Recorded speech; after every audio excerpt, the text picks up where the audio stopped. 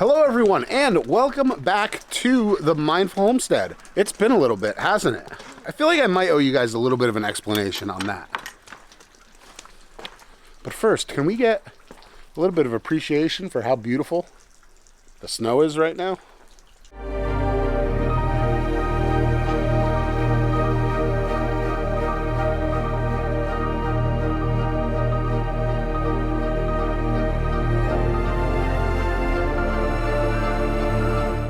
Okay, enough of that.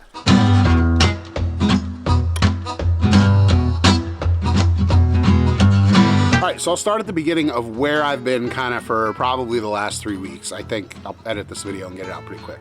But I may have even mentioned in the last video that I was gonna be filming videos more frequently, and that was the intention until I got what's going on right now. I'm getting better. No, you're not. If you live in the Northeast, you know there's a nasty kind of respiratory bug going around. I'm not dead. The cold that hits everyone every year. I feel fine. We got it. Emma brought it home from school. You're not fooling anyone, you know. I'm sucking on a cough drop as I talk to you right now. I feel happy. The head cold portion of it, 3-4 days. The cough, lung, voice thing, that has stuck around. I'm going on 3 weeks now. I'm just now at the point now where I kind of feel comfortable getting in front of a camera and actually talking to you guys for any extended period of time. The other issue that I ran into is, if you remember a couple years ago, maybe a couple years ago at this point, at least a year ago, possibly longer, I did this video that I'll link up in the corner where I talked about the hazards of working with moldy hay and how it can lead to a condition called farmer's lung. I mentioned in that video that farmer's lung can be permanent, or at least long-term. Potentially that's what's going on, because nobody else in the family was affected by this as much as I've been. Major lung congestion, you know, wake up every morning hacking up lots of gross green stuff. I've been combating it in all the ways I can. You know, chicken broth, you know, bone broth that we make, I'll spice it up real nice. Fire cider, things like that. I have tried some over-the-counter stuff too. I try not to take over-the-counter medications as best I can, but there have been some instances where the best holistic anti-inflammatories that I have, they're no competition for some Advil here and there to kind of keep things from getting swollen and sore from the amount of coughing I've been doing. So that's where I've been. I've actually got a backload of videos, ideas on this thing that I've been walking around in my pocket and keeping there, outlines and things like that of talking points and whatnot, things I want to talk about. This one, which is in regards to the tractor, has been on there probably for almost a month at this point. It was on the list before that last snowstorm that we got in the last video, and I'm just now getting to it today. We've had the TYM now since last April is when we got it. The hour meter, I believe, is just over 55 hours. And as such, I've kind of had time now to develop a list of things I like and don't like about the tractor. I'm not gonna call this video a review of the tractor, because at this point, you know, I haven't put enough hours on it to really know, you know, if things are gonna break or what things are not gonna break and things like that. We're not gonna do a review, but what I'm gonna do is I'm gonna break this into 2 smaller videos, which I've done with the Kubota. You guys, you know, one of my more popular videos. I'm gonna talk about 5 things I love about the TYM 494, and I guess you could also say 574, because a very similar tractor, just slightly different engine. I'm gonna break it down into 5 things I love and 5 things I hate. And much to the chagrin of the people that saw the Kubota videos, I'm gonna do the things I love first. Because with the Kubota, I did things I hate first, and people thought I was just ragging on the tractor, that I hated the tractor, which was not the case at all. So we'll get right into it here because we're already in it. The first thing I love about the tractor is the cab. The Kubota BX that we had, we thought about getting a cab with it, and I opted for the open station. I said, you know, it's not the end of the world. If I'm out having to blow snow, I can bundle up. I got ski clothes because I've been a ski bum for years before this whole thing. Sitting in an open station tractor while you are snow blowing an almost 1,000-foot driveway in blizzard-like conditions with high wind, snow blowing in from the side, or, you know, warmer temperatures, but you're getting a wet, slushy snow falling on top of you. That was straight miserable. And forget just that, but working in the summertime when the weather is rainy, you know, you can put a canopy on a tractor, but if it's raining really hard, you're still gonna get rain coming in from the side of that canopy. It's still gonna get on you. Your station's gonna get wet. There can be mud flung up off the tires. Working in an open station, whether you have a canopy or not, is not always the most fun thing to do. And when you're young, dumb, and full of piss and vinegar, you kind of overlook things that maybe you shouldn't have overlooked. With the TYM, we had the Kubota for 5 years. I knew that the next tractor I bought, whatever it was, I wanted to go with a cab. I wanted to have both a roof over my head and 4 sides. And for me, this cab has been a game changer. I have been out in this in the summertime when it's been raining. I was raking the field out there. I've been out a couple times so far blowing snow in the winter. To not have to worry about getting covered in snow, getting super wet, things getting kicked up off the tires onto me, but having the ability to kind of be closed in from my surroundings and not get wet. And I'm purposely not talking about the heat and AC because you're going to see something in just a second on that. Is this more expensive? Yes. Is it worth it long term? 100% so far from my personal standpoint. So that's going to be the number one thing I love about the tractor so far. Number 2 is going to be the HVAC system in this tractor. I've got 4 HVAC vents that line the top of the windshield. You can see these vents up behind me. These are actually not necessarily heating vents or cooling vents. These are just essentially air return vents for the system from the cab. Having 4 vents right along the front of the windshield like this is great because I can take 2 vents and angle them into the center of the cab where I am, and have the other 2 vents and angle them out toward the windshield, where in the winter they can act as defrosters and keep the windshield kind of clear.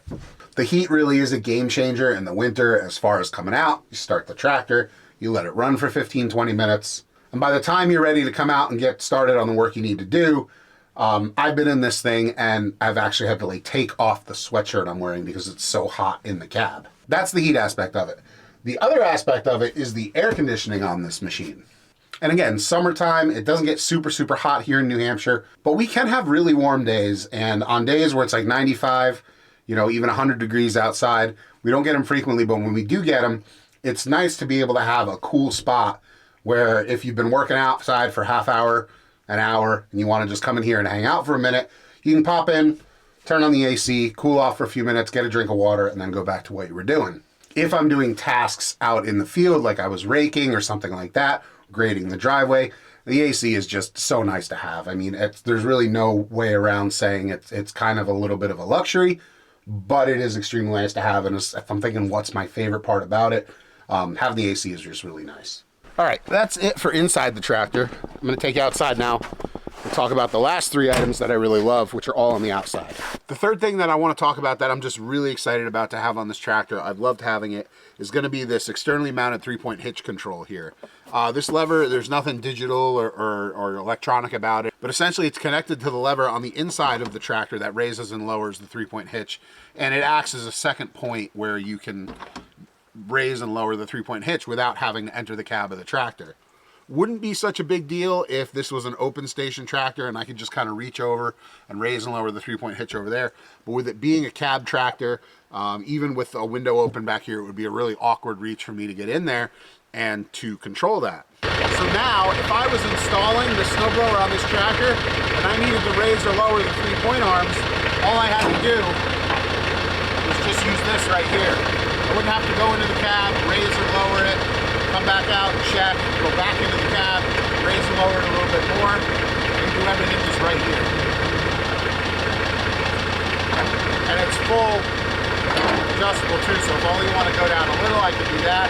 It's not an all or nothing. And I want to mention that all the features I'm talking about are standard on this machine. There's nothing extra that I had to add on. So my rear remotes are standard, that extra rear 3-point control is standard.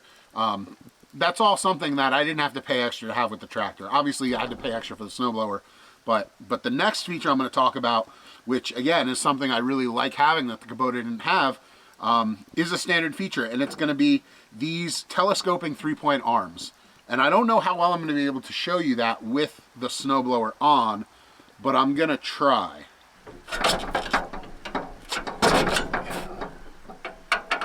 No, definitely not moving. I'll cut in some footage from when I was installing the snowblower on the tractor, but essentially these arms here, these levers, allow you to extend your 3-point arms to give you a little bit more reach if you're hooking up an implement and you want to, not have to fiddle moving the tractor forward and backwards, especially if you have an implement like this, where you can't really move the implement and you've got to move the tractor. having extendable 3-point arms, you get everything hooked up, you lift it, and then you kind of wiggle everything into place, and these arms fall down and lock shut, and you're good to go. While it's not exactly a super hard thing to do to hook up a 3-point implement, especially if you go the route of getting a quick hitch where you can just back up into the implement and pick it up and off you go all at one shot, it's worth noting that these telescopic end links here, they're a standard feature. They're not something extra you have to pay for, whereas if you were to buy a quick hitch, that is an incurred cost on you that you would have to spend beyond the tractor. These are standard, they came with it. They do make installing heavy implements like this snowblower, which weighs close to 1,000 pounds on its own, much easier. Beyond that, you're not locked into the fitment issues that some quick hitches have with various implements, whether the top link is not spaced right, or it really just, you know, read any internet forum and you'll see there's people complaining that their quick hitch doesn't work with an implement, and they're trying to figure out how to make that happen. So you're maybe not getting it on as quick as if you had a quick hitch, but you're not spending as much time or energy as if you didn't have those telescopic end links at all. It's just a nice standard feature that I enjoy having that was included in the tractor. The fifth feature of this tractor that I am really in love with since having it is the loader. And arguably, this and the cab were the two biggest selling features for me on the new tractor that we were going to be looking for. I said it needed a cab that had heat in it. That was one of my must-haves.